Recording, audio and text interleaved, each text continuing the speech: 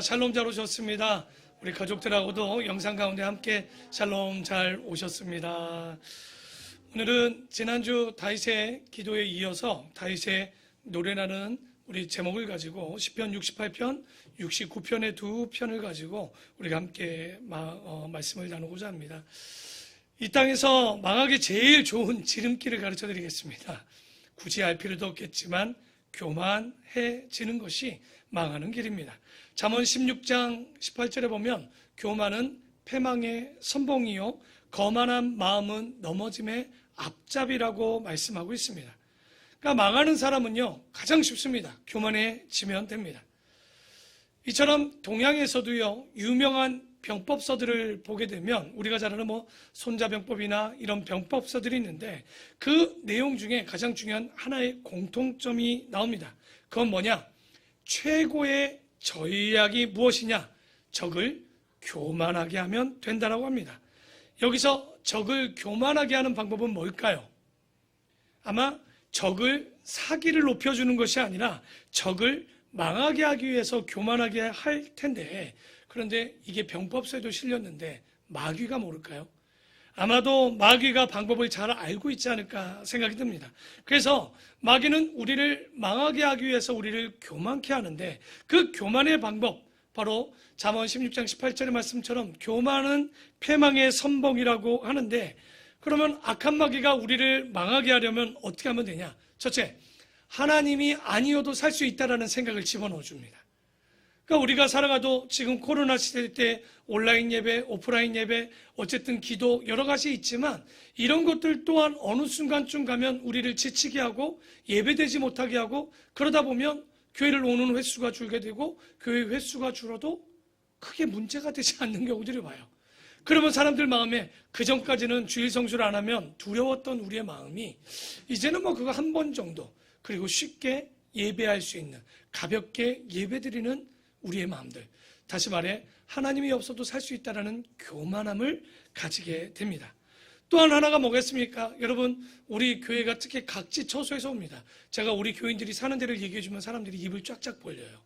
그 얼마나 대단한 교회길래 그 먼 데서 오냐고. 그런데 그렇게 생각해 보면 많은 사람들이 작은 교회 목사, 작은 교회에서 배울 게 있겠는가? 아마도 이 교회보다 오히려 큰 교회, 그거보다는 편하게 온라인 예배, 더 쉬운 길을 찾고 더 편한 길을 찾게 되는, 그러니까 더 이상 그러다 보면 교회가 그 말이지, 더 이상 배울 것이 없다라는 교만이 또한 우리에게 들어오게 됩니다. 그래서 가만히 보면 사람이 망하는 데 있어서 사람이 큰 고난이 와서 쓰러지는 게 아니라요, 오히려 사람들이 패망하는 이유 중에 보면 삶에 아쉬움이 없습니다. 먹고 사는 거 아쉬움이 없습니다. 굳이 하나님이 없어도 살 수 있습니다. 오히려 형통합니다. 그리고 하나님 없어도 굳이 대단할 것 기독교 안에 없다라고 느끼는 이런 사람들이 오히려 훨씬 더 망할 가능성이 많아지는 거예요. 그래서 그들의 특징은 노래하지 않습니다. 그들의 특징은 하나님을 찬송하지 않습니다. 그들의 특징은 그 하나님을 넓은 세상 가운데 찬양하지 못하는 모습을 가져올 수밖에 없죠. 오늘 보면 제목이 뭡니까? 다윗의 노래라고 이야기를 합니다.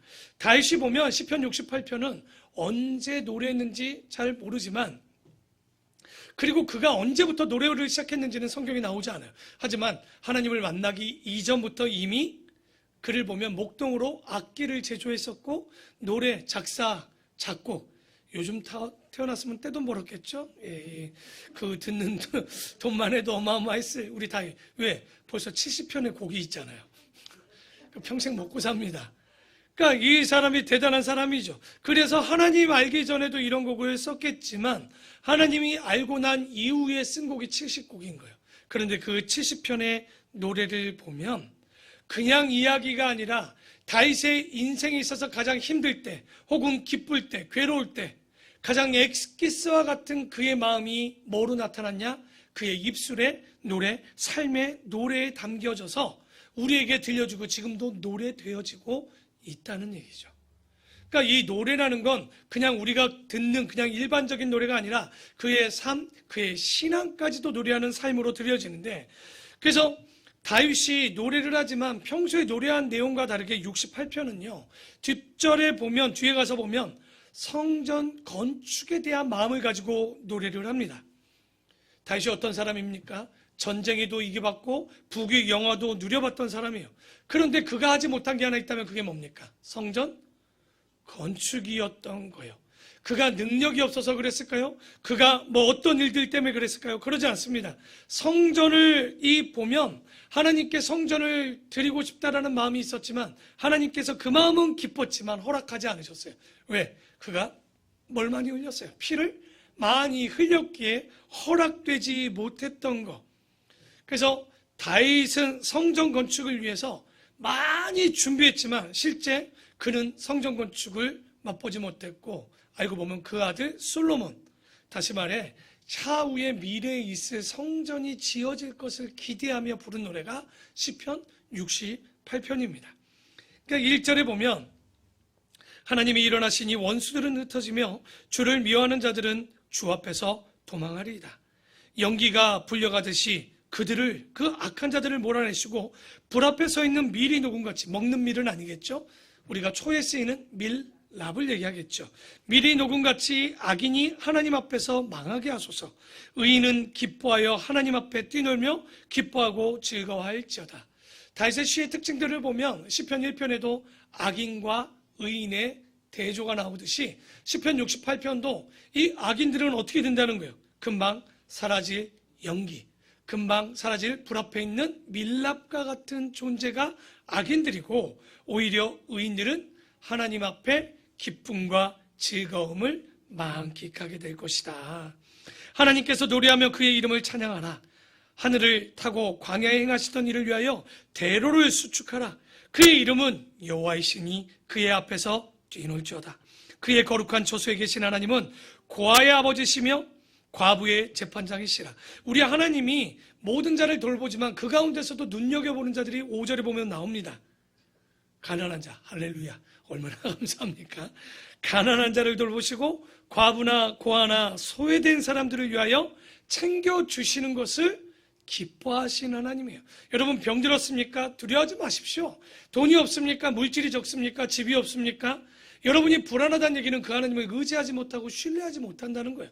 그러나 시편 68편의 이야기는 분명히 하나님은 가난한 자, 소외된 자, 과부와 홀로 된 자들을 위해서 함께 하시는 거, 있는 자를 싫어한다는 것이 아니라 있는 자는 그런 것들은 충분하지만 없어 힘들어하는 자에게는 기댈 곳이 없는 자들에게 진짜 기댈 어깨를 내어주시고 위로할 손을 내어주시는 우리 하나님이라는 거죠. 그래서 하나님이 고독한 자들은 가족과 함께 살게 하실 것이며 갇힌 자들은 이끌어내사 형통하게 하시느니라. 오직 거역하는 자들의 거처는 메마른 땅에 있게 될 것이고, 하나님이여 주의 백성 앞에서 앞서 나가사 광야에서 행진하셨을 때 땅이 진동하며 하늘이 하나님 앞에서 떨어지며, 하늘이 하나님 앞에서 떨어진다는 얘기는 이게 시적으로 표현한 거죠. 하늘에서 떨어지는 건 뭐가 있어요? 우박, 뭐 인공위성도 떨어지나요? 아니겠죠. 뭐가 떨어진다는 얘기예요. 그러니까 딱 보니까 별은 요한계시록에 보면 많이 떨어져서 심판하면서 끝납니다. 오늘 보니까 복을 주는 것 같은데 뭐냐면 그게 바로 뒷절에 나와요. 볼게요. 하나님 앞에서 떨어지는데 뭐가 떨어지느냐는 9절에 나옵니다. 신의 산도 하나님 곧 이스라엘 하나님 앞에서 진동하였느니라. 하나님이여 주께서 흡족한 벌을 보내주셨어요. 그렇죠. 보니까 시적 표현을 좀 한 거예요. 비를 떨어주고, 뭐 별똥별도 맞을 수 있습니다. 하지만 여기서 보면 비를 보내사 주의 기업이 곰핍할 때 주께서 그것을 견고하게 쓸 수 있게 하는, 다윗을 하나님의 알기 전에도 이렇게 찬양을 했을 거예요. 그런데 우리가 그래서 하나님께서 하나님을 알려주는 방법 2가지를 줬죠. 하나는 특별 계시, 곧 성경. 근데 성경이 없을 때는 뭘 가지고 깨닫냐? 자연 계시, 이걸 다른 말로 일반 계시. 바로 하늘을 바라보고 비를 내려보고 정말 우주 만물을 바라보고 사람을 바라보고 열매를 바라보고 꽃을 바라보면서 이건 하나님이 주셨다라고. 그래서 여러분, 비 오는 것도 뭐 이래가 아니라 오늘 때에 맞춰 주시는 그 비, 때에 맞춰 주시는 눈, 이런 모든 것들이 하나님 섭리 안에 있다는 것을 깨닫는 자가 진짜 복 있는 자인 줄 믿습니다. 그래서 바로 그런 자연 현상을 통해서 하나님의 은혜를 지금 보고 있는데 10절은 다 같이 한번 읽어보겠습니다. 시작.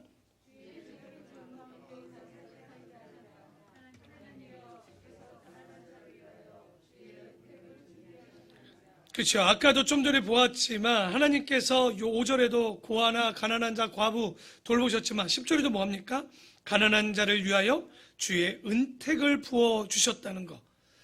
하나님이 우리 하나님의 백성이 부활 능력이 없어서 안 맞춰줄까요? 그런 걸 주지 않을까요? 아니요. 오히려 하나님의 그 고민은 우리의 차원과 좀 다릅니다. 신명기 8장 한번 보여보겠습니다. 제가 가진 성경 구약 274페이지입니다. 신명기 8장 12절에 보면 읽어봅시다. 12, 13, 14입니다. 시작. 네가 먹어서 배부르고 아름다운 집을 짓고 거주하게 되며 또 내 소와 양이 번성하며 내 은금이 증식되며 내 소유가 다 풍성하게 될 때에 너의 마음이 교만하여 내 하나님 여호와를 잊어버릴까 염려하노라. 여기까지 읽습니다. 보니까 하나님의 마음은 우리가 부하게 되지 못하는 게 고민이 아니에요. 부하게 해주는 거 얼마든지 할 수 있어요. 그런데 뭐가 문제라는 거예요? 너희들이 그 마음에 교만은 뭐였습니까? 하나님이 필요 없도록 살까봐 그게 걱정이었다는 거예요. 여러분, 하나님께서 은혜를 베풀어 주지만 사람은 하나님의 은혜를 바라보는 것이 아니라 오히려 그 가운데 그 물질을 보고 탐닉하는 게 문제라는 거예요. 욕심이 들어오는 게 문제라는 거예요. 여러분, 진짜 우리가 부자 된 이후에 겸손할 수 있을까요? 믿음 생활 잘할 수 있을까요? 부자가 오죽했으면 천국 가는 것이 낙타가 바늘귀에 들어가는 것만큼 어렵다고 굳이 예수님이 얘기할까요? 부자가 믿음 좋다는 얘기 저는 꼭 듣고 싶습니다. 그것도 우리 교인들을 통해서. 근데 어려워요.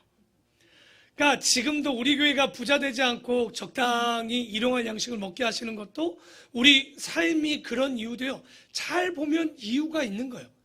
우리가 아직 그릇이 안 될 수도 있는 겁니다. 아직도 큰 그릇이 되지 못하고 품지 못해서 그럴 수도 있는데 여러분, 우리가 어려울 때 하나님 찾지 좋을 때 하나님 찾습니까? 좋을 때 여러분 뭐예요? 가족들 모여 파티하죠. 어려울 때 기도하죠.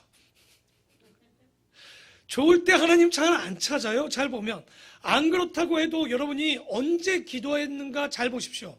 몸이 건강할 때 기도 많이 하던가요? 몸이 아플 때 기도를 많이 하던가요? 아니면 여러분이 잘 살 때 기도를 많이 하던가요? 아니면 삶이 어렵고 녹록하지 않을 때 기도하던가요? 안타깝게도 우리의 그릇이 채워지면 감사보다는 주님을 찾지 않는 교만이 먼저 오는 이 문제. 그래서 우리가 제일 어려울 때 하나님을 가까이 하는 거 솔직히 좋은 건 아니겠죠. 그러지 않아도 가까이 갈 수 있는 은혜를 줘야 되는데 제가 유럽을 가보면 독일이나 뭐 그 주변국들을 이렇게 제가 한번 가봤는데 뭐 그리스도 가보고 여러 나라를 가봤는데 진짜 잘 사는 스위스나 이런 나라들 덴마크, 노르웨이 가면 사회복지가 기가 막힙니다. 그래서 요람부터 무덤까지라는 말이 진짜 딱 맞습니다. 왜? 그들은 힘들면 몸이 아프면 누굴 먼저 찾아요? 의사를 찾죠. 불편함이 있으면 복지사를 찾습니다. 주님은 기도해도 몇 년 만에 올까 말까인데 의사나 복지사들은 순간 바닥바닥 옵니다. 그러니까 그들에게 하나님보다 오히려 평안함을 주었던 그들을 더 의지하게 될 수밖에 없는 거예요. 그러니 기도 안 하고 보험회사를 찾죠. 그런데 어려운 나라들은 어땠을까요? 우리 대한민국이 여러분 제가 겪었던 70, 80, 90년대를 이렇게 쭉 보면 언제부터 바뀌었냐? 제가 사역을 했던 밀레니엄 1990년대랑 2000년 들으면서 확 바뀌었습니다. 90년 전까지도 복음을 전해지면요. 정말 이 복음이 전해져요. 예전에 수련회, 요즘 애들은 수련회 어떤 데 가야 돼요? 화장실 따로, 샤워실 따로.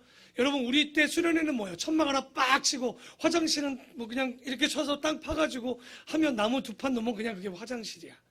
옛날 교회가 어떤 교회였습니까? 지금 이런데도 우리 교회가 조금 더 큰 교회는 극장식 의자던데 뒤로 이렇게 막 넘어질 수 있는 그런 교회도 있는데 우리 불편해요. 또 이렇게 나올 수 있죠. 하지만 예전의 교회는 어땠습니까? 70년대만 해도 미군 천막 치고 그 안에 멍석 깔고 비가 오면 습기가 올라오고 여름엔 더운 그 상황 속에서 예배를 했단 말이죠. 그런데도 잘 보십시오. 언제 부흥했는가? 기독교는 오히려 고난이 있을 때 붕한 거예요. 지금 기독교가 어려움을 당하는 건 정말 알고 보면 핍박도 없었던 너무나도 편한 시대를 살아가는 거예요. 저는 그래서 지금이 복음을 전할 때라고 생각합니다. 지금이 개척할 때라고 생각을 해요.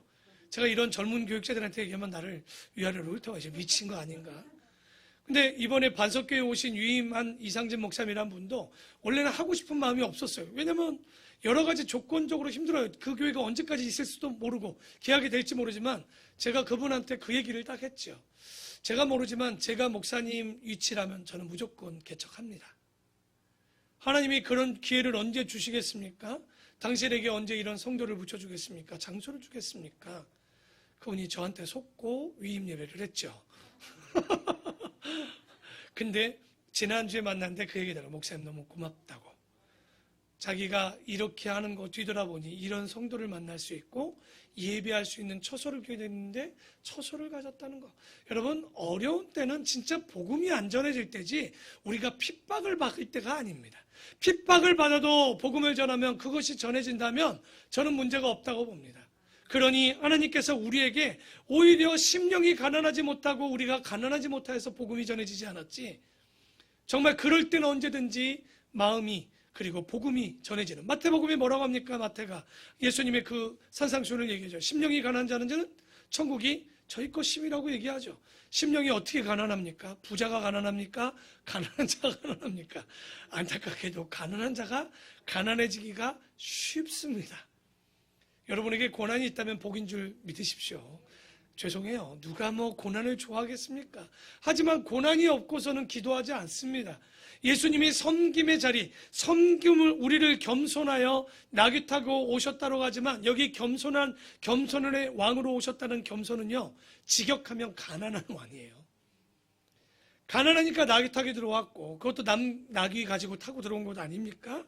그래서 예수님도 목수 잃었고 볼품도 없었지만 그래도 그 하나님께서 그와 함께 해주셨고 그런 예수를 믿었던 자들이 바로 생명과 구원을 얻을 수 있었던 것. 그래서 우리가 10절에 보면 주님께서는 가난한 자를 위하여 주의 은택을 준비해 놓고 바로 그 은혜를 여러분에게 준비해 놓고 계시겠죠. 주께서 말씀을 주시니 소식을 공포하는 여자들은 큰 무리라. 언제 주셨는지 모르지만 좋은 소식을 전해줬어요. 그런데 역시나 이런 말씀을 잘 전하는 건 남자다 여자다. 성경도 인정해줘. 말 전한다고. 잘 전한다고. 나쁜 거 아닙니다. 뭐 나쁜 얘기로 한 거 아니에요. 뭐냐면 전도를 잘하는 것도 남자보다 여자가 잘해요. 세계적으로도 복음을 잘 전하는 1등들을 찾아보면 다 여자들입니다. 그만큼 능력이 있는 거죠. 그래서 12절에 보면 여러 군대의 왕들이 도망하니 집에 있던 여자들도 탈취물을 나눈도다. 얼마나 다윗이 하나님과 함께 했는지 복을 얻는데 여자들이 전쟁터에 가서 탈취물을 얻을 정도로 복을 부어주시는 거예요. 열왕기하 8장에 7장에 보면 그 이야기 있습니다. 엘리사 때 아람이 북이스라엘에 친 적이 있어요. 쳤는데 얘들이 이제 성이 갇히니까 여기서 굶어 죽나 밖에서 제 아람한테 가서 혹시나 먹을 걸 취해서 굶어 죽나 똑같은 거야. 그래서 그 나병 환자 넷이 야 가자. 여기서 죽나 저기 가서 죽나 굶어 죽든 맞아 죽든 죽는 거니까 슬리퍼 질질 끌고 딱 도착했어요. 아람 진지에 딱 갔는데 사람이 하나도 없어. 봤더니 하나님께서 그 슬리퍼 소리를 말과 병거의 소리로 들려주셔서 군사의 소리로 들려주셔서 그 안에 있던 아람 군대가 다 도망가 버린 거예요. 얘들은 완전 복받은 거죠. 가서 주워오는 거. 이야 너무 행복한. 그러니까 오늘 하나님과 함께하는 전쟁은 두려워할 필요가 없는 거예요. 오늘 이야기하는 이 말씀에도 보면 하나님이 함께 하시니 여자들이 가서 그 수확물을 갖고 오듯이 얼마든지 하나님 앞에 바르게 살면 은혜를 부어주시고 은총을 주시고 전쟁을 이기게 해 주실 것이며 너희가 양무리에 누울 때는 그 날개를 은으로 입히고 그 깃을 황금으로 입힌 비둘기 같도다. 전능하신 이가 왕들을 그 중에서 흩으실 때는 뭐같이? 살몬의 눈이 날린 같도다. 이게 뭐냐면 골란공원이라고 북이스라엘 북쪽에 보면 골란공원이 하나 있습니다. 그 위에 올라가면요 헬몬산이 있어요. 만년설은 아니지만 겨울이 되면 눈이 이렇게 있는데 바람이 불면 여러분 어때요? 이번에도 눈 많이 나는 그냥 좋더라. 눈이 많이 오니까 그냥 미안해요. 쓰는 사람 치우는 사람은 힘들겠지만 그냥 마냥 나는 동심인가 봐. 막 그냥 하늘 보면서 그렇게 행복하더라고. 그래서 이민을 갈까 며칠 전에 고민했어. 눈 많이 오는 나라로. 그냥 그렇게 좋더라고요. 그런데 악한 것이 흐트러지고 그 왕들이 이 헬몬산에 날리는 바람에 날리는 눈과 같이 흩어지는 거예요. 여러분 고민이 있으십니까? 두려워하지 마세요. 주님 앞에 서 있으면 바로 이런 악한 것들이 문제가 그냥 사그라들이는 거예요. 정말 여인들이 가서 그것들을 갖고 올 수 있는 전쟁의 승리를 맛보게 해 주시는 거죠. 너무 가슴 뛰지 않습니까? 나만 뛰나? 너무 행복하지 않습니까? 그래서 바산의 산은 하나님의 산인데 바산의 산은 높은 산이로다. 너희 높은 산들아 어찌하여 하나님이 계시는 그 산을 시기하여 보느냐. 진실로 여호와께서 이 산에 영원히 계시도다. 하나님의 병거는 몇인 줄 아냐? 천천히요 만만이라. 그럼 몇이에요? 또 이걸 또 천천 곱하기 또 만만 하는 사람들이 있는데 히브리의 언어 자체가 만만 이상이 없어요. 그러니까 천천히요 만만은 우리말로 바꾸면 뭐예요? 억수로 많다야. 그러니까 뭐 이걸 가지고 또 천천히요 만만이요 뭐 14만 4천 명 또 이 표현할 수 있는 숫자가 그거예요. 잠깐만 이거 수에 매이면 안 돼요. 수의 의미도 있지만 수에 매여도 안 됩니다. 그래서 여기에 이런 건 하나님의 병거가 그 산 가운데 천천히요 만만이라 주께서 그 중에 계심이 신의 산 성수에 계신 같은데 그러면 어떤 은혜가 있는 줄 아냐? 18절 읽어봅시다. 시작.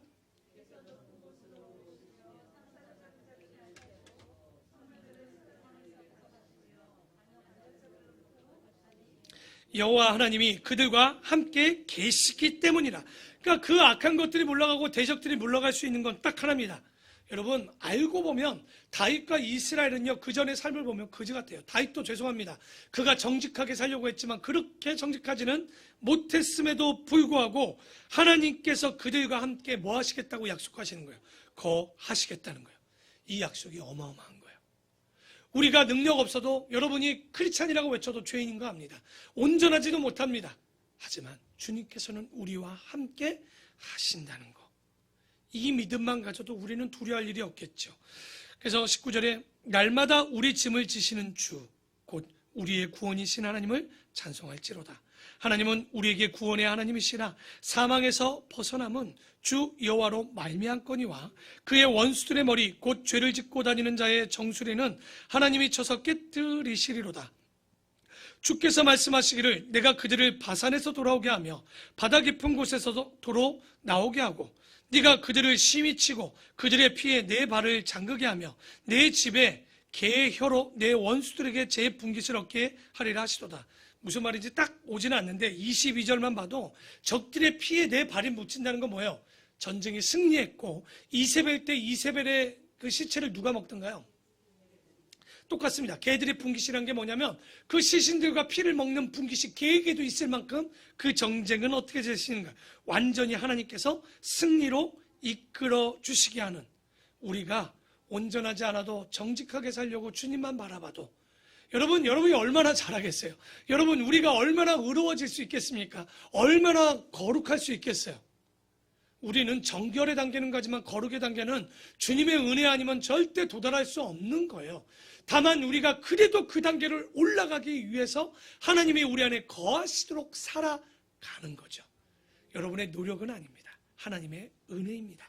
하지만 그 자리에 있어야 은혜를 부어주지 않겠습니까? 그래서 24절에 하나님이여 그들이 주께서 행하심을 보았으니 곧 나의 하나님 나의 왕이 성소로 행차하시는 것이라. 소고치는 처자들 중에서 노래 부르는 자들은 앞서고 악기를 연주하는 자들은 뒤따르나이다.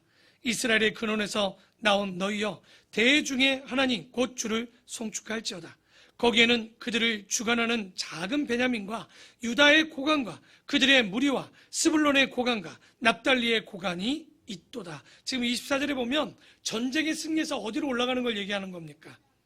바로 감사 예배드리기 위해서 성전으로 올라가는데 누가 보니 베냐민과 유다는 남유다의 대표성을 띠고 있고요. 스불론과 납달리는 북이스라엘의 대표성. 이 전쟁 가운데 하나님이 함께 하시면 승리한 자들이 다 바로 예루살렘으로 올라가게 되는 복을 얻게 될 것이다. 여기까지 얘기하고요. 바로 28절 이하가 바로 아까 얘기했던 다윗의 노래 성전을 사모하며 쓴 것이 28절 이하입니다. 내 하나님이 너의 힘을 명령하셨도다. 하나님이여 우리를 위하여 행하신 것을 경고하게 하소서. 여기 보면 29절까지 볼까요? 예루살렘에 있는 주의 전을 위하여 왕들이 주께 예물을 드리다. 주의 전이 있어요? 다윗 때? 그렇죠. 성막이라고 얘기되는데 주의 전이라고 얘기했다는 건 뭐냐면 다윗이 예루살렘에 건축도 되지 않았지만 그 건축대 성전에 대해서 기대하고 노래를 하고 있는 거예요. 그런데 그 건축되지 않았는데도 불구하고 뭘 보냐? 예루살렘 주변에 있는 나라들이 예물을 가지고 다 누구를 찾아오는 거야? 예루살렘의 왕을 찾아오게 될 것이고, 갈밭의 들짐승과 숫소의 무리와 만물의 송아지를 꾸짖으시고 은 조각을 발 아래에 밟으셔서 그가 전쟁을 즐기는 백성을 흩으셨도다. 고관들은 애굽에서 나오고 구스인은 하나님을 향하여 그 손을 신속히 들리로다. 땅의 왕국들아 하나님께 노래하고 주께 찬송할지어다. 옛적 하늘들의 하늘을 타신 자에게 찬송하라. 주께서 그 소리를 내시니 웅장한 소리로다.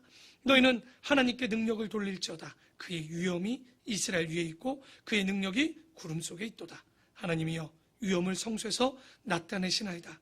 이스라엘의 하나님은 그의 백성에게 힘과 능력을 주시나니 하나님을 찬송할지어다. 아멘. 그러니까 다윗의 시편 68편을 보면 여러분이 잘 알듯이 빼앗겼던 법궤가 기랏 여아림에 있었습니다. 근데 다윗이 그것을 갖고 와서 시온산에 올려놓았을 때 두로 왕 히람이 다윗에게 뭘 드리냐면, 조공하냐면 바로 백향목을 갖다 줘서 성전을 짓게 합니다. 그런데 다윗이 다윗성을 짓고 나니까 뭐가 보이는 거예요? 하나님의 천막, 바로 성막을 보니 그거는 500년이, 여러분 천막이 500년 됐어요. 우리 교회도 10년이 지나니까 여러분 멀쩡해 보이죠? 하나씩 잘 보면요, 하나씩 뭐가 뜯어지고 떨어지고 고장나고, 하나씩. 우리도 나이 먹으면 어때요? 무릎이 시리고 똑같더라고. 그게 뭐예요? 50년만 돼도 이런데 천막이 500년 됐으면 말 다 한 거죠. 그러니 다윗 마음에 너무 가슴이 아픈 거야. 내 집은 너무 깨끗한데 하나님의 집은 너무 좋지 않은 거야. 내가 저 집을 짓고 싶다고, 주님 내가 짓게 해달라고 명령한 게 아닙니다. 성막은 하나님의 명령이지만 성전은 다윗이 짓고자 했던 거예요. 그런데 기뻐했지만 허락지 않습니다. 피를 흘렸게 누가 짓도록 하는 거예요? 솔로몬이 짓도록 하는 거죠. 그런데 역대상서를 보면요, 다윗이요, 알고 보면 성전을 짓는 모든 기물을 준비를 다 해놔요. 그럼 솔로몬은 뭐 하는 거예요? 짓기만 하면 되는 거예요. 그러니까 잘 보면 또 웃긴 게, 자기 성전 먼저 짓고 뒤에 자기 성부터 짓고 성전을 짓죠. 그것도 나는 또 이해가 안 가더라고. 아버지가 이렇게 준비했으면 성전을 먼저 짓는 게 맞을 텐데도 불구하고 자기 집을 먼저 짓는 모습, 뭐라고 얘기하는데 나는 되게 불편했어요. 뭐 어떻게 저럴 수가 있지? 적어도 내가 왕이 되면 왕만 시켜주면 전 그럴 수 있을 텐데, 뭐 이 생각을 해봤는데, 보면 다윗이 돈이 없어서 그랬습니까? 100만 군대가 없어서 그랬겠습니까? 그것은 하나님이 허락지 않아서 그렇지만, 그럼에도 불구하고 성전을 사모하고 지어질 집을 기대하며, 여러분 우리가 왜 건축공금합니까? 기대하는 게 있어서 하는 거예요. 뭐 지어진 게 있어요? 뭐 산 게, 땅을 한 평을 샀어요? 뭘 했어요? 근데 건축공금 왜 하니? 그렇죠. 근데 그건 뭘 기대하는 거예요? 지어질 집을 기대하고 하나님이 거하고 예배할 장소를 기대하면서 드리는 거예요. 다윗이 그 마음을 가지고 68편을 쓴 거죠. 이제 69편은요, 전형적인 탄원시입니다. 여러분 지난주 제목이 뭐라고 그랬죠? 다윗의 기도는 누가 많이 해요? 탄원시도 동일합니다. 얼마나 어려움이 왔는지 이게 괴로운 거야. 그런데 어떻게 썼냐? 소사님의 마침. 소사님은 백합화라는 뜻인데 백합화 곡조가 따로 있는데 그 곡에 붙인 시예요. 그게 69편인데, 하나님이여 나를 구원하소서. 물들이 내 영혼에까지 흘러 들어왔나이다. 물이라는 걸 딱 보면, 여러분 구약에 보면 물은 두려운 거예요. 이게 보면 아시죠? 노아의 홍수나 이것은 자기의 생명을 빼앗아갈 두려움과 공포를 얘기합니다. 그래서 나는 설 곳이 지금 없습니다. 깊은 수렁에 빠지며 깊은 물에 들어가니 큰 물이 내게 넘쳐 숨쉬지 못하겠나이다. 내가 부르짖음으로 피곤하여 나의 목이 마르며 나의 하나님을 바라서 나의 눈이 쇠약해졌습니다. 얼마나 다급한지 살려달라고 목을 마르도록 지르고 있고 눈이 세잔하도록 하나님을 고대하고 있는 거예요. 왜? 죽을 만큼 괴로운 거예요. 지금 왜 이렇게 바라보고 사모하냐? 4절을 다 같이 한번 또 읽어보면 압니다. 시작.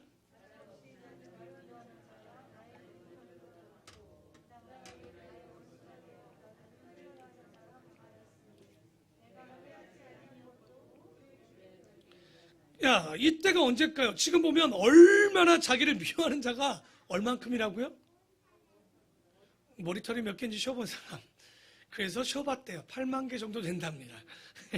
뭐 보통 평균을 얘기했겠죠. 다윗이 이게 언제냐? 잘 보면 사울 왕이 베냐민 지파였습니다. 베냐민 지파였는데 다윗은 무슨 지파죠? 유다 지파입니다. 그러니 누가 싫어하겠어요? 베냐민 지파가 싫어하죠. 근데 대놓고 못합니다. 그런데 숨어서 미워하고 대적하고 있었는데 언제 이게 들추어지냐? 솔로몬이 어려울 때마다 나타나요. 압살롬의 난, 아도니아가 난을 일으켰을 때 보면 그때 시므이라는 놈이 압살롬의 난 때 어떻게 합니까? 다윗한테 에이구 저희 다윗 먼지를 던져가면서 저주를 쏟아붓죠. 그게 누구냐? 시므이가 바로 베냐민 지파입니다. 그러니까 잘 보면 다윗의 반대편에 있는 자들이 다윗이 힘이 있을 땐 치사하게 잠잠하다가 힘만 없으면 저주하고 이런 사람들이 4절에 뭐라고 하냐? 나를 미워하는 자가 얼마나 많은지 머리털. 여러분 미워하는 사람이 머리털만큼 많아요? 손가락만큼 많아요? 그러면 그렇게 불평하지 마시라는 얘기예요. 다윗이 이렇게 보여주는 건 이래도 다윗이 이 정도로 사는데 우리가 미워하면 안 되는 거죠. 그런데 하나님이여 주는 나의 우미함을 아시오니 나의 죄가 주 앞에서 숨김이 없나이다. 주 만군의 여호와여 주를 바라는 자들이 나를 인하여 수치를 당하게 하지 마옵소서. 이스라엘 하나님이여 주를 찾는 자가 나로 말미암아 욕을 당하게 하지 마옵소서. 이 얘기는 하나님을 따르고 다윗을 따르는 추종자들이 이 악한 자들 때문에 뭐가 당하면 안 되는 거예요. 수치를 당하면 안 되잖아요. 여러분 우리가 우리 때문에 예수 믿는 자들이 수치를 당하면 되겠습니까? 우리 교회 때문에 교회가 욕을 먹으면 되겠습니까? 그러니까 우리가 그런 일이 없도록 다윗도 기도를 하고 있어요.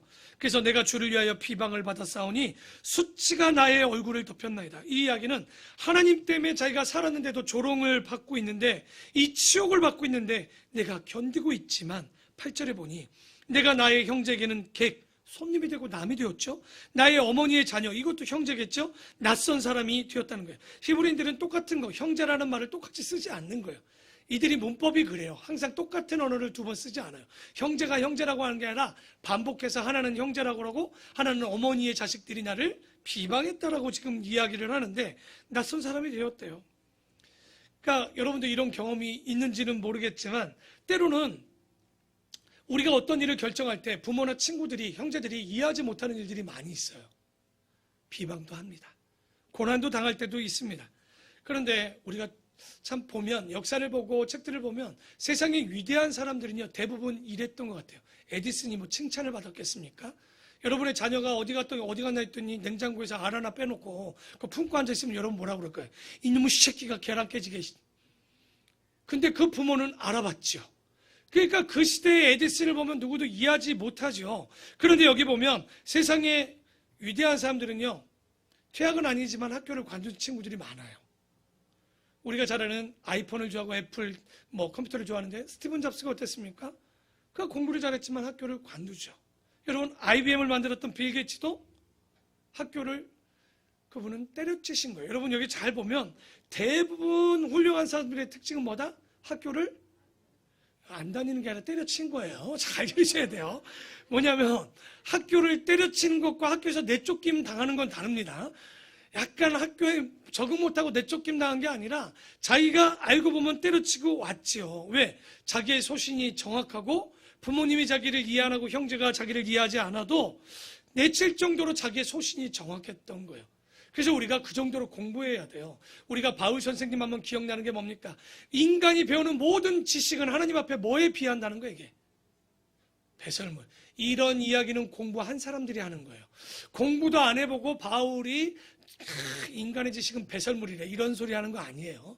우리가 적어도 하버드나 서울대를 나온 분이 한 양반이 이 얘기를 한 거예요. 이때 바울은 최고의 학문을 다 배운 것 아닙니까? 가말리엘 학파라면 그때 유대인들로서는 가장 좋은 학문, 학파에 있었던 사람이에요. 그런데 그가 공부해 보니까 예수 그리스도 그 복음 앞에는 다 뭐에 지나지 않는 거예요. 그러니까 자기 소식, 그러니까 미쳤다고 안 할까요? 하버드 나왔는데 갑자기 길거리에서 예수 전당 불신족하고 있어. 여러분 같으면 뭐라고 할 거예요? 하버드 나오고 아이리브 학교를 나왔는데 갑자기 엄마 나 신학대를 좀 가서 신학을 배우고 싶어. 그러면 믿는 부모님들이 그럴 거야. 야, 금식하고 한번 기도해 보자.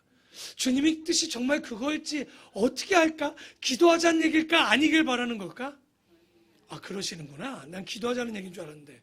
그러니까 사람 마음이란 게 참 희한하죠. 그러니까 인간의 욕심이 다 주님께 드릴 것 같지만, 그래서 아브라함이 이삭을 바치는 게 놀라운 거예요. 다 드릴 수 있을 것 같습니까? 아니요. 아마 여러분의 자녀가 그렇게 최고의 학문을 배웠는데 바울과 같은 길을 걷는다면 진짜 호적에서 빼내고 말지. 열받지. 너한테 드린 돈이 얼만데. 이제 좀 너 때문에 편한 삶을 살라고 그랬더니 이제 그게 아니라 도움의 끝이 없을 정도로 또 가야 되느냐? 아마 그렇게 그러니까 소신이 정확할 때는요, 형제들에게도 내침을 당합니다. 소신이 정확하면 가족들과 친구들에게도 내침을 당할 수 있는 거예요. 그런 사람들이 역사적으로 보면 아인슈타인도 그랬고 에디슨도 그러지 않았습니까? 하지만 8절에 보면 내가 나의 형제에게 객이 되고 나의 어머니의 자녀에게는 낯선 사람이 되었다라는 거. 형제도 누구도 믿지 않았죠. 여러분, 예수님이 서른이 갑자기 딱 되더니 어머니한테 어머니 저는 하나님의 아들 예수입니다. 그러면 얘가 요즘 도대체 어디 가서 이런 어떤 사이비에 빠졌기에 그러지 않겠습니까? 우리가 이 시대에 지금 2000년 전에 후에 보니까 예수님 대단해 그러지만 요즘 갑자기 예수님이라는 분이 오셔서 내가 하나님의 아들이다. 이런 이야기를 했을 때 그들이 어땠을까요?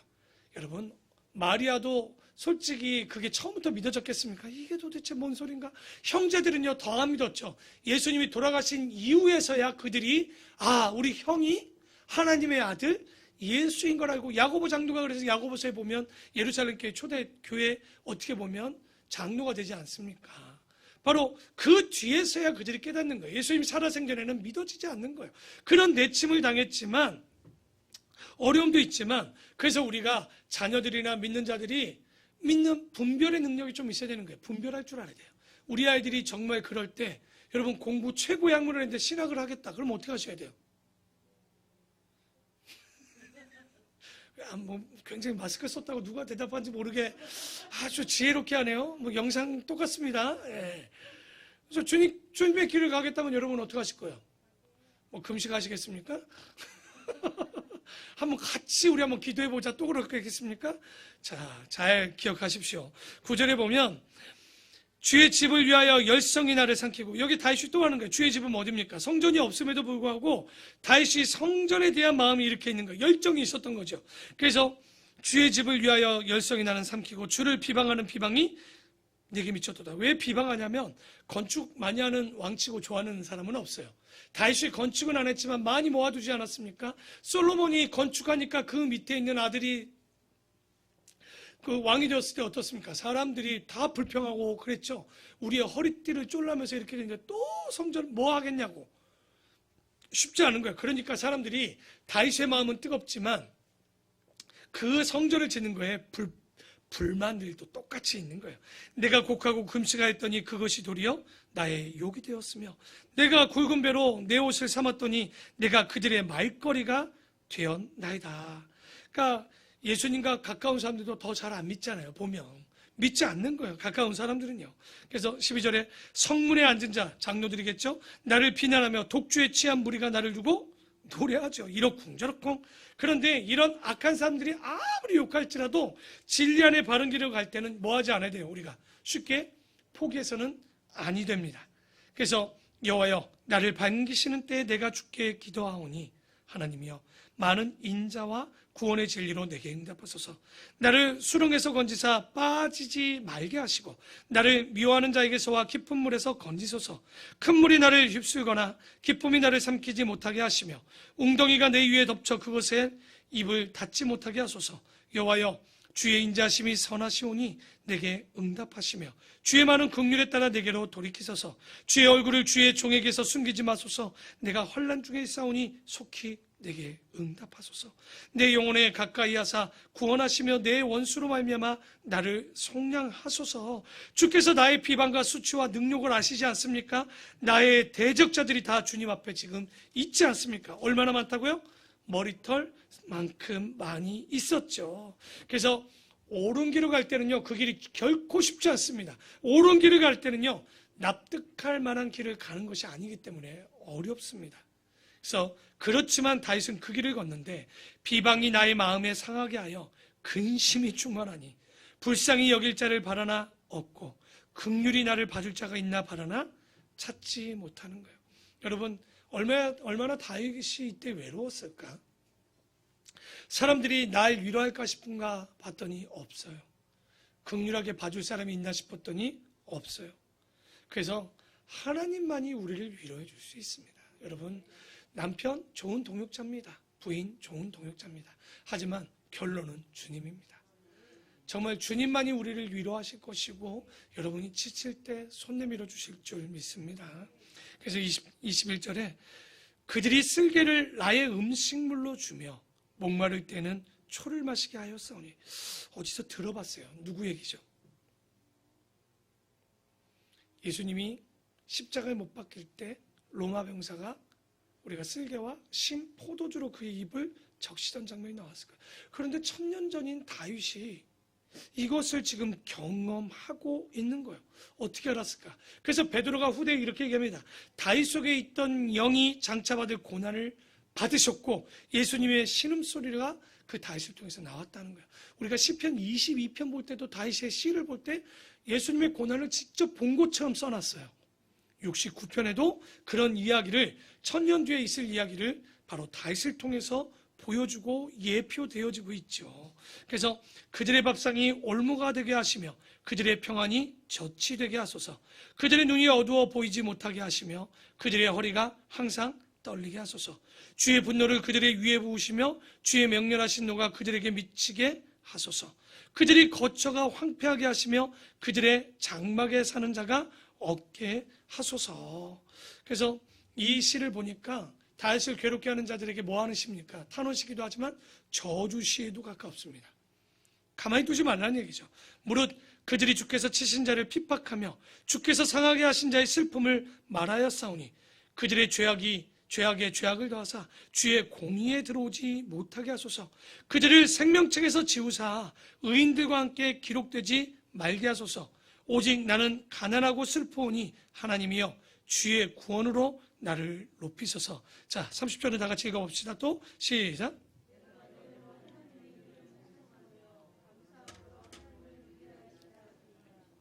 그래서 여기 30절에 보면 그 다윗의 노래를 보는데, 자, 여기까지 보면 다윗이 예언서를 쓰진 않았지만 그 시 중에 보면 예언 같은 시들이 있는 거죠. 장차 오실 예수 그리스도의 예표가 누구냐? 바로 다윗. 그래서 유다의 별 다윗이 알고 보면 그를 통해서 누가 나오는 거예요? 바로 메시아가 유다의 뿌리에서 나오게 되는 이런 모습을 보여주면서, 자, 다시 읽어보면 내가 노래로 하나님의 이름을 찬송할 것이고 감사함으로 하나님을 위대하시다 하리니 이것이 소 곧 뿔과 굽이 있는 황소를 우리 찬양해 주죠. 황소를 드림보다 진정한 노래를 기쁘게 받아주시는 주님. 이 찬양이 바로 시편 69편에서 나온 거예요. 그래서 여기 보면 황소를 드림보다 뭐를 더 기쁘게 하시는 거예요? 여호와를 더욱 기쁘게 하는 게 누구의 노래예요? 다윗의 노래입니다. 여러분, 이 노래는 어떤 노래일까요? 그냥 입에서 나오는 말, 곡조를 얘기할까요? 흥을 얘기할까요? 이것은 바로 신앙의 노래일 것이고 다윗의 삶의 노래일 것입니다. 그런데 삶의 노래는 어떨 때 나옵니까? 흥이 있으면 삶의 노래가 나옵니까? 뭐 그루브가 나오는 거예요? 그때 몸을 흔들면서?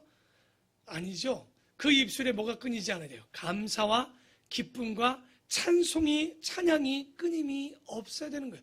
다시 말해 하나님의 노래, 다윗의 노래는, 우리의 노래, 여러분의 노래는 바로 우리의 감사의 삶, 말씀의 열매로 열리는 신앙이요, 그것이 되었을 때 주님이 황소보다 더 기뻐하시는 거예요. 재물을 원하는 게 아니에요. 여러분의 그 감사하는 마음을 받고 그 삶을 보고 싶은 것이 주님의 마음이죠. 근데 우리가 여기서 또 구분도 못해요. 여러분, 찬송과 찬양의 차이가 뭡니까? 찬송은요, 올리 그것을 듣는 사람은 한 분, 여호와 하나님밖에 없어요. 찬송은 주님만을 위해서 쓰는 겁니다. 그래서 여러분이 예배 때 쓰이는 건 뭐예요? 찬양가요? 찬송가요? 찬송가는 주님만 높여드리는 거예요. 찬양은 뭐냐면 그 은혜를 누린 우리가 그 하나님을 널리 알리는 게 찬양입니다. 그래서 우리는 CCM을 찬송이라고 안 부르고 찬양이라고, CCM 찬양이라고 부르죠. 그래서 주님만을 높이는 건 찬송이지만 이런 바로 그 말씀대로 살아간 그들이 이 찬양으로 널리 알릴 수 있는, 그게 바로 여러분의 노래요, 여러분의 신앙의 노래, 찬양의 노래, 기쁨의 노래가 돼야 될 줄 확신합니다. 그렇게 사셔야 됩니다. 그래서 32절에 공고한 자가 이를 보고 기뻐하나니 하나님을 찾는 너희이다. 너희 마음을 소생하게 할지어다. 여호와는 궁핍한 자의 소리를 들으시며 자기의 말미암아 갇힌 자를 멸시하지 아니하시나니 천지가 그를 찬송할 것이요 바다와 구중의 모든 생물도 그리할지로다. 하나님이 시온을 구원하시고 유다 성읍들을 건설하시리니 무리가 거기에 살며 소유를 삼으리로다. 그의 종들의 후손이 또한 이를 상속하고 그의 이름을 사랑하는 자가 그 중에 살리로다. 그래서 여기까지 68편, 69편을 보면 악이 형통할 것 같아도, 의인의 고난이 영원할 것 같아도 악인의 형통도 끝이 있고 의인의 고난도 끝이 있음을 보여줍니다. 그래서 우리가 하나님의 길은 세상 사람들이 납득하지 못하는 길이지만 우리가 하나님만 보고 다윗이 갔던 것처럼 우리도 그 길을 바라보고 삶의 노래로 부르며 그 길을 가야 되는 거예요. 언제까지? 끝까지. 예수님이 동생들도 마리아도 제자들 또한 자신의 순환 고지를 얘기했지만, 십자가 고지를 얘기했지만 아무도 믿지 못했죠. 하지만 그들이 견뎌내고 끝까지 예수 그리스도가 전했을 때 그 이후의 복음은 놀라울 정도로 바울과 그리고 12제자를 통해서 끝없이 우리가 그것이 흩어졌다는 것. 어떻게? 그들의 노래로, 삶의 노래로, 신앙의 노래로. 여러분은 노래 부를 때 음칩니까? 아니면 박칩니까? 아니면 좀 노래를 부르십니까? 나는 음치도 보면 놀라운 건 자기가 노래 잘 부르는 줄 아는 분들이 있더라고. 우와, 박치인데, 음치인데, 자기는 박자대로 부른대. 아무리 봐도 박자대로 한다는데 왜 이런 일이 있느냐? 아마 그의 마음과 겉과 속이 다른 사람들을 얘기할 거예요. 옛날에 여러분, 우리 어린 친구들이, 우리 민경이가 있는데, 가나다라마마사 아자차카타파. 들어봤나, 이 노래? 우리 민경이가 알 정도면 다 들은 거야. 이 노래를 부른 가수가 누구냐면, 송찬식이라는, 예전에 세시봉 하면 유명한 트리오 있었죠. 세시봉 트리오의 세 사람 중에 한 분이 송창식이라는 이분인데, 이분이 참 괴짜죠. 노래도 굉장히 괴짜고 굉장히 지금도 요즘 음악 활동도 보여주고 있는 분인데, 이분이 한참 이제 세시봉 하면서 가수가 되었는데, 가수가 됐으니까 좀 유명해졌으니까 뭘 타야 되겠냐라고 생각했냐면 외제차를 내가 좀 타봐야 되겠다. 그래서 돈은 없으니까 중고차를 하나 산 거예요. BMW. 근데 뭐 중고차를 타고 다니는데 얼마나 또 목에 힘주고 다녔겠어요. 쭉 타고 다니는데 문제는 중고차의 특성이 뭡니까? 좀 타다 보면 고장이 나서 이걸 끌고 이제 BMW 서비스 센터에 간 거예요. 뭐 그때는 더더욱이 없었겠죠. 옛날에는. 그런데 이제 차를 딱 맡겼는데 한참 수리공이 이걸 보더니 선생님, 이건 죄송한데 저희가 손을 못 보고 기아 자동차, 그때 이제 그 기아 자동차를 가셔요. 왜요? 그랬더니 이게 겉은 BMW인데 속에 엔진이 기아 봉고차의 엔진이 안에 들어있다고. 이게 실화랍니다. 지금 같으면 법적으로 걸립니다. 그거 개조하면. 근데 옛날에는 이게 가능했던 거예요. 그래서 얼마나 어이가 없었겠습니까? 알아봤더니 전에 주인이 겉은 BMW인데 속에 엔진을 기아 엔진으로 바꿔버렸던 거죠. 근데 우리가 여기서 좀 깨달아야 되는 이야기를 하나 봅니다. 우리가 보면 기독교인처럼 교회처럼 우리가 그리스도인처럼 보이지만 진짜와 가짜의 차이는 뭘까요? 겉과 속이 다른 사람은 가짜입니다. 겉과 속이 같은 사람을 진짜라고 얘기합니다. 그걸 더 강하게 하면은 같지 않은 사람을 짜가라고 합니다. 그쵸? 가짜랑은 좀 다르죠. 우리 때 썼을 때 이 짜가는 진짜 가짜 중에 가짜야. 그 짜가 같은데 요즘 보면 가짜 그리스도인, 가짜 교회, 가짜 목사, 가짜 직분자들이 정말 많이 드러나고 있습니다. 왜 그러냐면 그들이 노래한다고 노래하지만 자기들은 잘 부른다라고 얘기하지만 그들은 음치였고 불협화음이었고 하모니를 이룰 줄 모르는, 조화를 모르는 자기 막무가내의 신앙을 갖고 있는 거예요.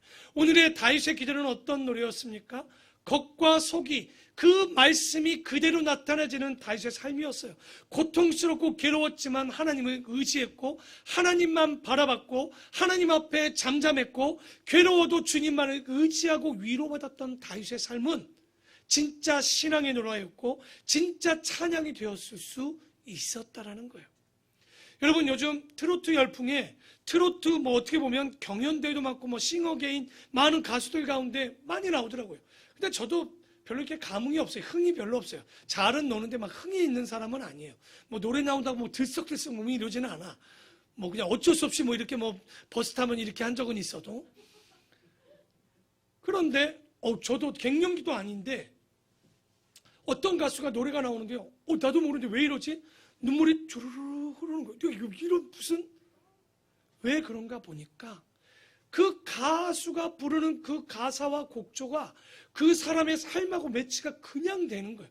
그리고 내가 아는 가수인데 그 삶이 보이는 그 가수들이 있잖아요. 그 삶을 아는 사람들의 노래를 들을 때는요, 진짜 가슴이 애절하게 오면서 먹먹함까지 오면서 나에게 감동과 눈물을 흘리고 다시 한번 인생을 뒤돌아볼 수 있는 그 눈과 마음을 주더라고요. 여러분, 다윗의 노래가 그러지 않았을까요? 그의 삶을 보면 얼마나 그의 노래와 가사와 그의 삶이 일치되었습니까? 하나님만 바라보는 그의 마음이 우리처럼 그냥 노래 하나님만 바라라 이 노래가 아니라 그가 진짜 죽을 만큼 물이 들어와 내 숨이 찰 때 주님만 바라볼 수밖에 없는 그의 시편의 노래를 보면 눈물이 주르륵 날 수밖에 없죠. 오늘 말씀을 정리합니다. 오늘 이 시간 우리 함께하는 우리 모든 성도들에게 이런 은혜가 있기를 원합니다. 이런 노래가 있기를 원합니다. 내 남편에게, 내 가족들에게, 내 부인에게, 내 믿는 자들에게 우리가 삶을 살아갈 때 그저 나를 보면 그저 그들이 기쁘고 나를 보면 그들이 감동이 있고 나를 보면 그들이 함께 울을 수 있는 이런 우리의 마음의 삶의 노래가 좀 필요하지 않을까. 그 모습이 진짜 가수는요, 노래를 잘하는 가수. 요즘 보십시오. 애들부터 장년까지 노래 못하는, 나는 우리나라 사람들이 이렇게 노래 잘하는지 몰랐어요. 초등학교 1학년? 아니, 7살에, 와, 근데 그걸 평가해서 떨어뜨리더라고. 우리 교회 오면 탑인데. 와, 그런데 진짜 가수는 뭘까요? 노래를 잘하는 사람이 아니라 삶이 비춰지고 노래의 가사가 비춰내어지는. 그러니까 우리도요, 노래는 못해도요, 그 노래 안에 보면 기쁨과 한이 있지 않습니까? 그러니까 노래라는 건요, 진짜 노래 잘하는 건 기술이 아닙니다. 마음이 전해지는 게 진짜겠죠. 오늘의 하나님의 노래, 저는 우리 주님이 우리에게 주신 그 노래를 기억하면, 여러분 가사를 기억하면 어떻습니까? 우리의 다윗의 고백이 누구의 고백이겠습니까? 그 하나님을 향한 그 마음의 고백이 우리도 이 땅을 살아가며 나의 찬양이, 나의 노래가, 나의 삶이 하나님을 기쁘게 하는 것, 황소를 드림보다 나의 노래를 기뻐하시는 그 하나님. 여러분의 노래는 어떤 노래일까요? 이 한 주간 내 삶 가운데 비춰내게 달라고, 내가 그 노래를 온전히 하겠다. 그러니까 노래를 잘하는 사람, 그걸 원하는 게 아닙니다. 그 하나님의 가사를, 노래를 못해도 가사가 전해지면 되고요, 내 삶이 좀 아닌 것 같아도 그 진심이 전해지면요, 세상이 바뀌고 하나님은 알고 계신다는 거예요. 오늘 진짜 교회가 됩시다. 진짜 그리스도인이 됩시다. 진짜 여러분의 노래가 하나님을 기쁘게 하고 그 어떤 것과 바꾸지 않는 진정한 하나님의 기쁨이요 감사가 전해지는 우리 모든 성도들 되기를 축원합니다. 기도하겠습니다. 하나님, 오늘 다윗의 노래, 우리가 그 전에 보였던 다윗의 기도, 그리고 다윗의 노래와 신앙, 아버지, 그의 삶을 뒤돌아보면 어느 것 하나 쉽지 않았음을 봅니다. 부럽습니다. 그럼에도 불구하고 하나님을 찾았고 그럼에도 불구하고 하나님을 의지했고 숨이 끊어지는 그 순간까지 주님만을 노래했던 다윗. 아버지, 우리는 살만하면 우리의 욕심을 따릅니다. 살만하면 더 좋은 곳을 찾아갑니다. 살만하면 하나님 없이도 살 것처럼 느껴집니다. 오늘의 다윗의 노래가 이제는 우리의 노래가 되게 하여 주시옵소서. 내가 아닌 하나님 없으면 안 된다는 고백이 입술의 고백되게 하여 주시옵소서. 하나님의 말씀이 우리의 삶을 변화시킬 수 있음을 믿고 나가는 믿음 되게 하여 주시옵소서. 우리의 삶이 녹록지 않고 살기 어렵지만 그럴 때 우리가 주님께 기도할 수 있고 그럴 때 주님을 높일 수 있고 그럴 때 주님을 의지할 수 있음을 깨달아오니 이제는 그런 정도의 수준이 아니라 주님, 그런 어려움이 없어도 주님을 찬양하고 기뻐하는 우리 모든 성도 되게 하여 주시옵소서. 지금 육신의 아픔이 있습니까? 삶의 고난이 있습니까? 마음의 병이 있습니까? 고통이 있습니까? 주님, 약으로도 어떤 위로도 되지 않지만 다윗은 알았습니다. 바로 하나님을 의지하는 자, 하나님을 찬양하는 자, 주님이 함께 하실 것이고 저 밀랍, 불 앞에 있는 밀랍과 같이 바람 앞에 눈보라와 같이 바람 앞에 겨와 같이 날리는 하나님이 계심을 믿는 다윗의 신앙이 이제 우리의 신앙이 되게 하여 주시옵소서. 우리의 병들을 물리치게 하여 주시옵소서. 우리의 문제를 물리치게 하여 주시옵소서. 우리의 기도의 응답이 되게 하여 주시옵소서. 주님, 그로 인하여 우리의 입술의 찬양, 우리의 노래, 신앙의 기쁨과 감사가 끊이지 않는, 감사가 없으면 노래가 없음을 깨닫게 하여 주시옵소서. 언제나 우리 가운데 입술의 감사가 끊이지 않는 우리 모든 성도 되기를 소망하며 예수 그리스도의 이름으로 기도드립니다. 아멘.